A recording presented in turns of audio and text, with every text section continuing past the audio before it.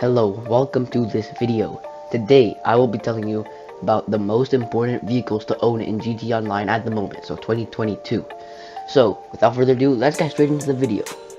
Coming up at number 5, I have the Agency. In my opinion, the Agency is a really nice thing to have. Because, well, starting off, it's from the new DLC, which has Franklin in it. So, who doesn't like Franklin, right? It also has payphone hits, which is good for lazy money making methods. Basically, what payphone hits is basically these small activities that give you $85,000, but they take like only 5 minutes, which is great. The only bad thing about them is they have a 20-minute cooldown, so you cannot make as much money you would make with KO, but still really good. The Agency will also allow you to do security contracts, another really good thing. Now, it's basically like payphone hits, but they take a little bit longer and pay a little bit less. The difference here is they have like a 3-minute cooldown. However, they are still good for making money.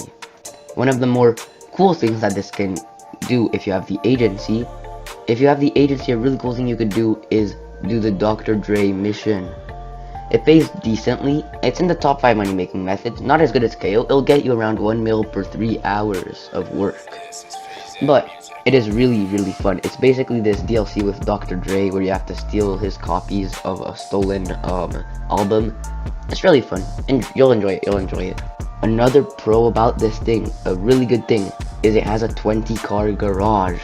Who doesn't like a 20-car garage? It's a big garage, 20 cars, really useful. And one of the biggest and best things of the whole thing, if you have it, you have the one and only Chop. Yes, he's back 5 years later after story mode, and you can have him in your Agency. How cool is that? I'm sure many people bought the Agency just because of Chop, and who wouldn't, right? Coming in at number 4, we have the Sparrow. Now, I'm just gonna get this out the way first. It's expensive for what it is at 1.8 mil price, and it requires the Kasatka to be able to own, so that's another 2.2 mil.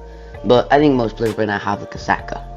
And basically what I really like this vehicle for is speed running KO. You can get insane money from this, and it's a helicopter actually that can be stored in your Kasatka. And basically what it does is you can take it out whenever you want to just help you do KO, during the mission, so you do not have to get a boat every single time, and it's really nice not to have to do that. Another cool thing is you can have it spawn right next to you by selecting it from the interaction menu. That's extremely nice. It really spawns right next to you, not like the Pegasus delivery is literally right next to you in a couple seconds. Again, really nice. Now, a bad thing about it is how fragile it is. It's really fragile. Most of the time on my way out of mission, I have the thing smoking, almost broken, but it's okay. When it goes back into Kasatka, it gets automatically fixed. But keep that in mind, it can only tank 1 rocket. But what's bad about it is, if you crash onto a building, certain helicopters, if you don't crash too hard, you'll be fine. This one, no matter how you crash, most likely it will destroy itself. And on the better side of things, though, it's a very agile vehicle. It can really do extreme turns, go high, go down. It's an extremely agile vehicle, and it's the fastest helicopter in the game. Now, coming in at number 3, I have the Night Shark. This one is pretty good. So what's a good thing about it is the price. It's not so expensive at only 1.1 mil, and it does not require anything extra to own. Unlike the Sparrow or the Mark II Oppressor, this, you just need a garage to be able to store it, and you can have this. The main good thing about this one is how it can tank 27 rockets with maxed out armor. Now this is really good because the Oppressor Mark II has 20 homing missiles, and in total it's a really good counter to the Oppressor Mark II because it can shoot all its missiles at you and you'll still be alive if you're in the Night Shark. So in short, this is just overall a really good counter to the Oppressor Mark II, and if you have an Oppressor Mark II on you, get into it, and then you can already forget about them, because these stinky Oppressor Mark II kids will want to die of testicular cancer when they notice you have this vehicle. Another good thing about it is the fact that it's a 4-seater, so if you have all your friends, if they're up to 4 friends, they can all fit on there. It's not like the Deluxo, for example, or many sports cars in the game, which are only two-seaters, and it's just not useful when it's a two-seater when you have more than two people. But this, it's really fun. It's good for friends because it has 4 seats. And not to mention, it has extremely good customization, which unlike many of the things on this list, it can be customized from the mechanic straight away, so you do not need like any workshop of any kind. Now at number 2, I have the Carbine Rifle. Now this gun can be purchased for only 14,000 at the ammunition, and it is, in my opinion, probably the best gun in the game. Like, put this thing on Mark II and you will laser everybody. You don't even need to have it in Mark II. Even the stock version, not the Mark II version, the normal version with even no attachments, will still have really little recoil and deal really good damage and has an extremely good firing rate. Overall, having the Mark I version is extremely cheap. It's dirt cheap. Like, even if you want to modify it, you will probably not be spending over 30k if you want to have the normal version of the Carbine Rifle, which still has extremely good recoil, so almost none, and pretty good damage. However, it gets really good when you get the Mark II version of this thing.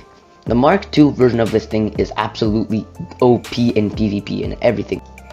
So look, to prove to you, I'll roll some clips of PvP against players, and then after, yeah.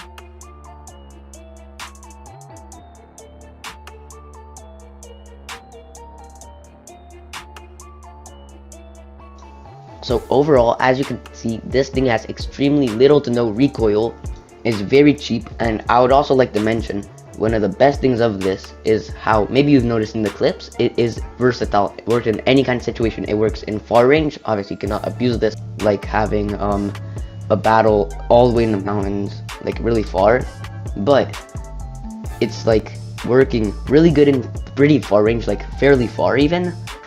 It works well in close range and in medium range, which is where it works best. And as you can see, hitting headshots with this thing is extremely easy due to the little recoil it has. The Mark II almost has no recoil. Now before I get to number 1, honorable mention, the Deluxo. So the Deluxo is not up here because it's very expensive at 4.7 mil, and it is pretty slow at flying. And the Oppressor Mark II is like way better in every way. But the Oppressor Mark II is not in this list because it's an extremely toxic vehicle for toxic people, and we really don't want that in the GTA community, I think most people. So I decided to not have the Oppressor Mark II in this list. Now what I would like to say about the Deluxo is I really like the looks of it, and it has extremely good customization. Just as I stated before with the Night Shark, it looks really good, just like the Night Shark, and for customization, you don't need anything extra. You can just go straight away to Los Santos Customs. However, you cannot apply rockets onto it, which makes it pretty cool that you can have rockets onto it, but these cannot be applied straight away from the mechanic.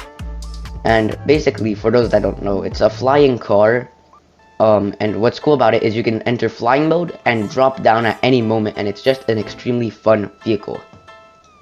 And now, at number 1, I think most of you expected this one, it's the Kasatka. Now the Kasatka lets you KO, which is the best money making method in the game, approximately 1 mil per hour. Now, it has a fair price, it's 2.2 mil, and it will take you 2 to 3 KOs max to get the money that you spent into it back. And then straight after that, you can already start earning income. So I think this is probably the best way to get money in the game. You can ask any GTA player, what's the best money making method? They're gonna say KO Preco, because it is. And as I stated before with the Sparrow, it gives you access to have the Sparrow, and it also has you get fast travel. You can like unlock fast travel with this thing, and it's not in all locations, but it works similar to the fast travel from the yacht. You can just basically fast travel wherever you want on the map, but it has limitations. Like, you don't exactly decide, but it has like, I think 15 or 12 places you can fast travel to, as well as not to mention the heist. As well as it pays well, it's really short and easy. It takes little to no skill and only takes around 1 hour and 30 minutes maybe for most people to prep. Now, having all that said, I am at the end of the video. Thank you for watching. I would just like to say, if we could get my TikTok page to 1,400, we're so close, that'd be really epic. Up to you. Like and subscribe if you want, I'd really appreciate it. Again, it's again up to you though, and see you next time.